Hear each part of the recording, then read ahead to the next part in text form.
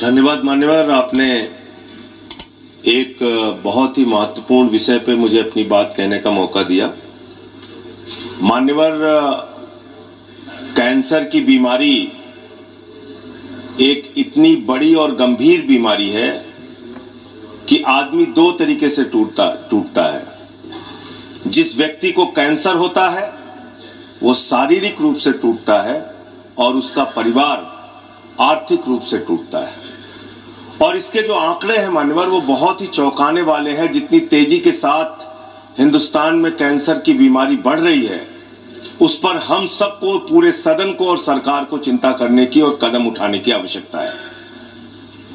मान्यवर, WHO की report के मुताबिक पिछले 3 साल में 22 लाख लोगों की मौत कैंसर से हुई है और अकेले 2022 में 9 लाख लोगों की मौत कैंसर से हुई है।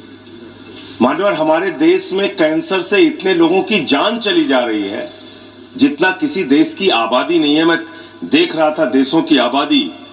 भूटान की आबादी 7,80,000 है, गुयाना की आबादी 8 लाख है, लग्जमबर्ग की आबादी 6,53,000 है, मालदीव की आबादी 5,24,000 है।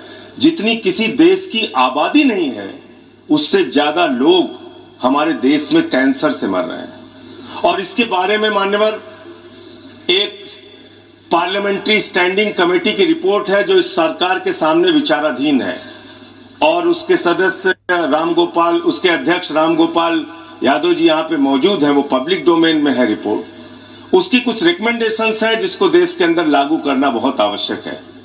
वो रिपोर्ट साफ तौर पे कहती है कि इस देश के अंदर 25% लोगों को प्राइवेट हॉस्पिटल्स में फ्री इलाज कराने की व्यवस्था की जाए। सरकार के द्वारा ऐसा कानून बनाया जाए कि 25% फ्री इलाज कैंसर के मरीजों को प्राइवेट हॉस्पिटल्स के अंदर मिले।